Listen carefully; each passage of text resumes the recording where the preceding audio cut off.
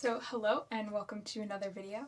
I thought I'd do something a little bit different in this video, which was talk about my meditation journey. So if you don't know me, hello, I'm Danielle. I make videos relating to college, and I have some fitness and nutrition tips as well, productivity, that kind of stuff. First of all, I just want to preface this by saying I use Headspace. I am not affiliated with Headspace in any way.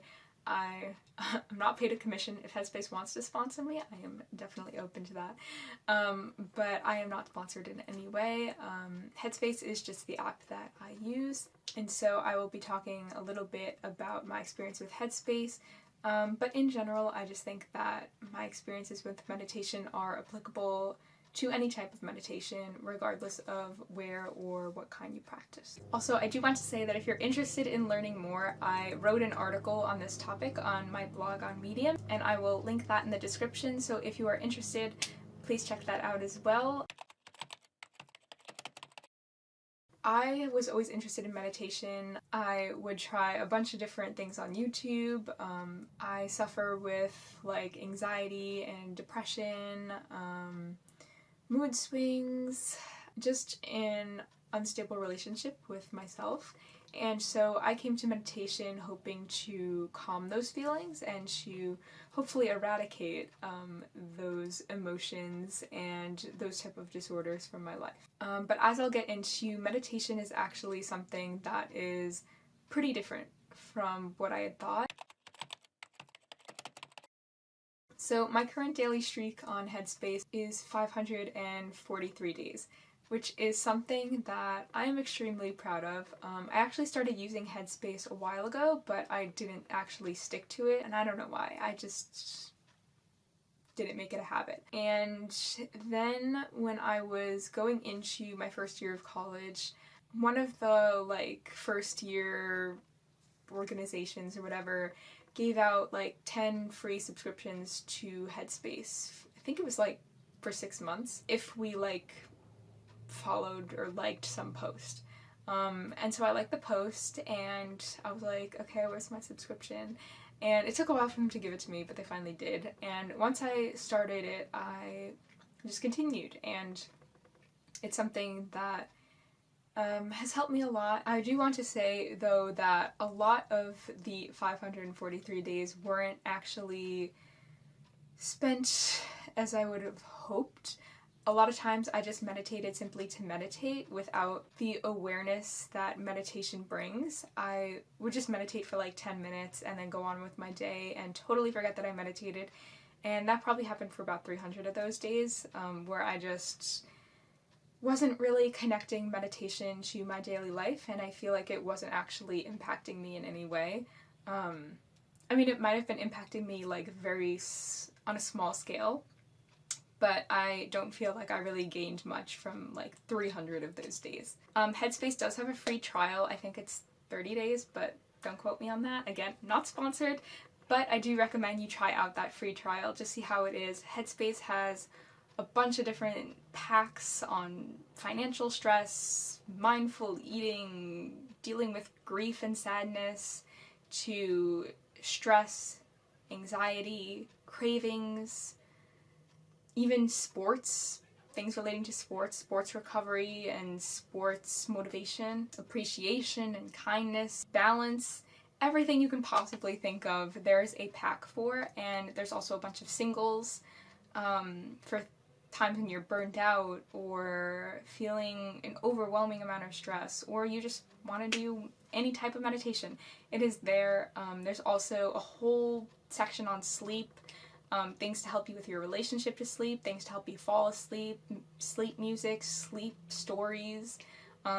There's even a whole tab, which I don't really use, called Move, and they guide you through different yoga activities and stretching and foam rolling and things like that. There's also focus music. It's a pretty good deal. I will say it's a little expensive. It's $69 or something like that for the whole year.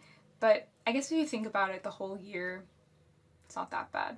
It's not it's $69 a month. It's $69 for the whole year. And I do think that your mental health should be prioritized, and that if you're going to spend your money on anything, it should be for you and for your self-care. You know, rather than going out and going on a shopping spree for something that will give you joy in that moment, meditation is something that's more long-term and something that can genuinely benefit your mental health.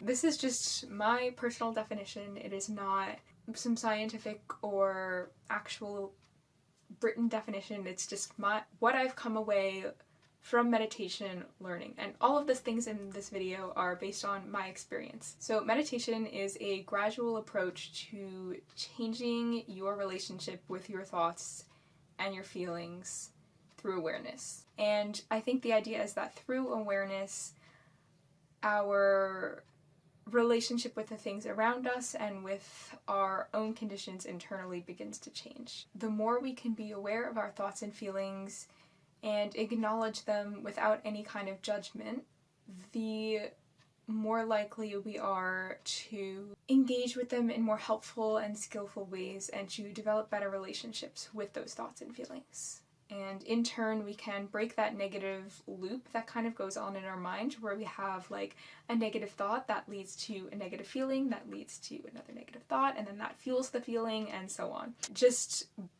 being more present in the body and being aware with the thoughts and the feelings as they arise is just a way to like break that loop and stop it in its tracks. So all of that to say that meditation is not a quick fix to any kind of problem that you're having, whether that's depression or anxiety or PTSD or anything like that, or even just to develop a healthier relationship with yourself. Meditation is a very long-term approach. Although you might feel a little bit calmer after doing the meditation itself, that's not always a guarantee. And it's not always a guarantee that you will feel calmer or less anxious throughout the day. Meditation is definitely more of a process rather than a destination. And I definitely still struggle with anxiety and negative thoughts and stress every single day. But the way that I think about anxiety and stress has shifted a little bit.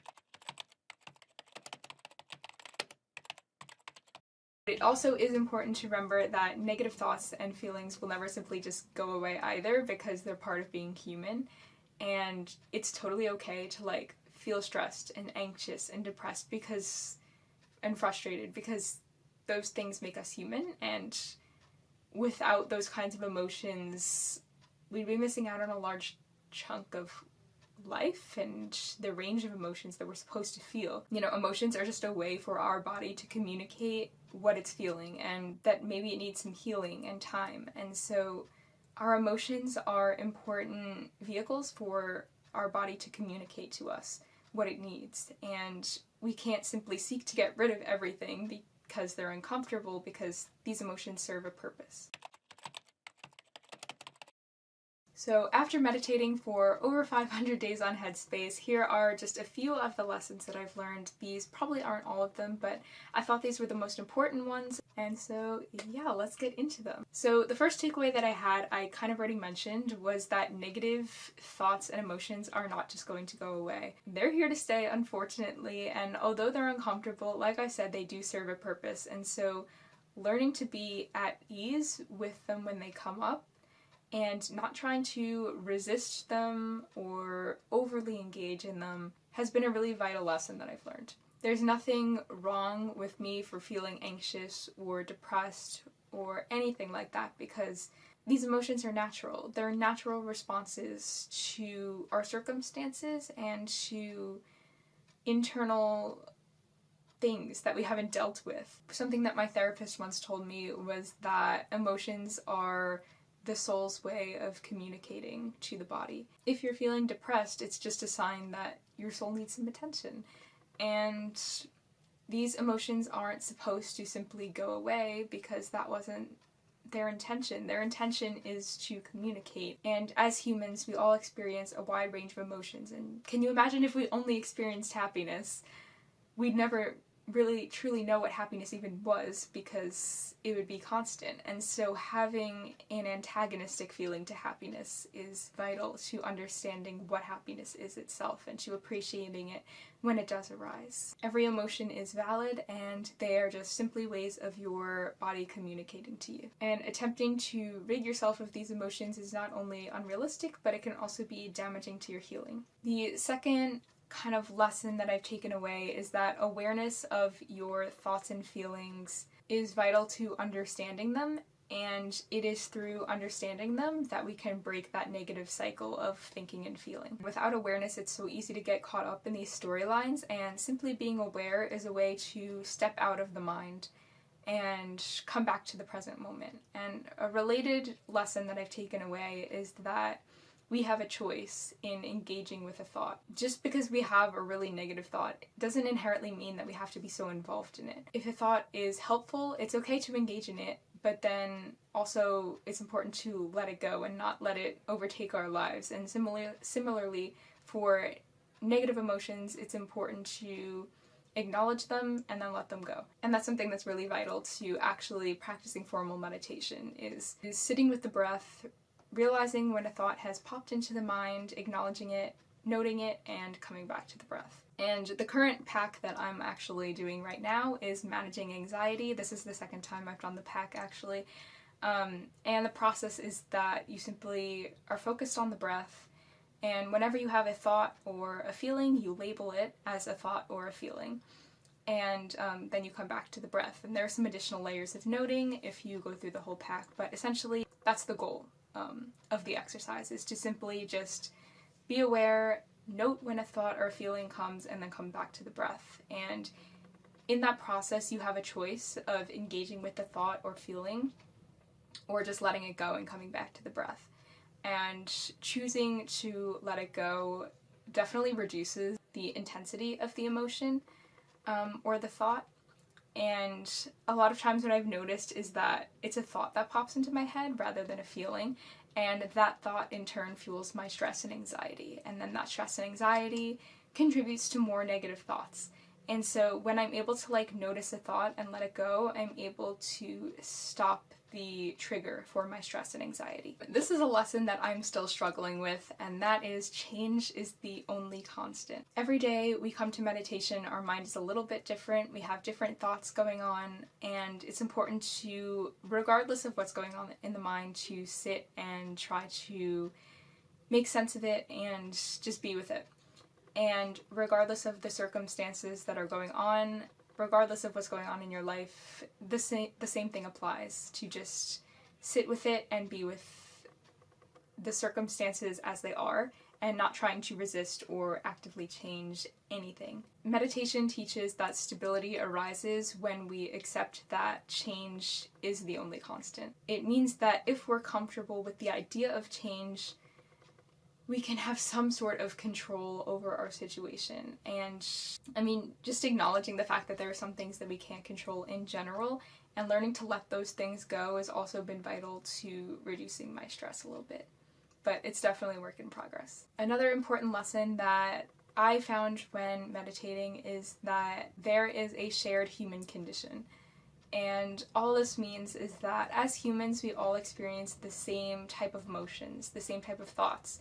We all have the same hopes and dreams, ultimately, and the same fears. So something as silly as maybe a fear of heights or a fear of spiders, or it could be the fear of not being loved, the fear of disappointing someone we love, the fear of disappointing ourselves. We all have these same kind of fears and the same emotions: anxiety, depression, happiness, elation, frustration, that run through our heads on a daily basis. And knowing that we're not alone in experiencing what we're experiencing definitely helps to reduce the anxiety, because it helps you to step out of the self and into the bigger picture. Something that Andy, who is the founder of Headspace and one of the teachers, notes is that there's no such thing as my anxiety. It's our anxiety, and knowing that we all share in that feeling of anxiety helps to detach yourself, the self, from the anxiety. It is not owned by me, it is something that is shared by all of us, and it helps to definitely broaden my perspective. Another thing that I found really helpful through meditation was this idea of the blue sky, and essentially the message behind it is that kindness and relaxation, calmness are innate. They're innate qualities. And the blue sky essentially is an animation in Headspace, and I think you can even access it for free, in which the clouds are our negative thoughts, our negative feelings, and those clouds obscure the blue sky, the genuine quality of the mind that lies underneath. And that genuine quality is kindness, joy, calmness, all of those qualities that we hope to find through meditation. And the idea is that those qualities are already within us, and it's through letting go of their negative thoughts that allow us to experience it. So, in a way, it's kind of a paradox, because we think that there's something we need to do to experience more kindness and more joy and happiness, when in reality it takes more effort to obscure those qualities. It takes more effort to be stressed and be anxious than it is to experience joy and kindness. And it's through letting go of the negative emotions that we're able to experience the true quality of the mind. So yeah, we don't need to do anything special to uncover the innate qualities of the mind, like ease and kindness. Those things are already there, and we all possess the ability to have those emotions. The final lesson that I wanted to touch on is that we are not our thoughts. Andy kind of goes into this idea of my anxiety, and so he really says, identifying with our thoughts and emotions is damaging to our healing process. So, for example, saying, I am anxious, I am sad, that immediately creates a tie, a direct link between the self and the emotion. Whereas if you were simply to say, I feel anxious, that little change, that subtle change in diction makes a difference. So by not identifying with the thoughts and emotions, by saying I am this, and instead saying I feel this, definitely helps to separate the self from those negative emotions, and I think definitely broadens the perspective that someone has relating to their thoughts and their feelings. Knowing that they're not defined by their thoughts, but that thoughts and emotions are something that naturally arises in the mind. But that doesn't mean that you're always an anxious person. It just means that sometimes you feel anxious, and sometimes you might not feel anxious. I mean, it's important to recognize when you do and you don't feel something. Yeah, just being aware of when emotions are and aren't there, and knowing that there's no such thing as an anxious person. There are people who feel anxiety, and maybe people who experience more anxiety than others, but that doesn't make us inherently an anxious person.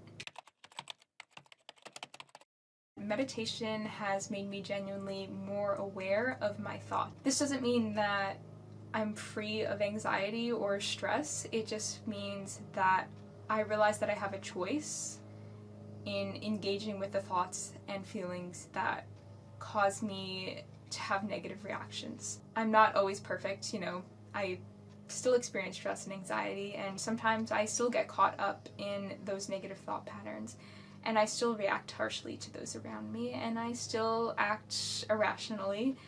But I think if we're able to reduce the amount of times that we're able to do that, there's something to be said for meditation. There's also research that meditation actually changes the neural connections in our brain, which means that meditation can be pretty powerful over time, which I think is pretty cool. But yeah, ultimately I think that through meditation I've been able to genuinely change my relationship to my thoughts and my feelings. I will say that I feel like in order to be effective, I had to start meditating for at least 15 minutes every day. 10 minutes just didn't really do much for me personally.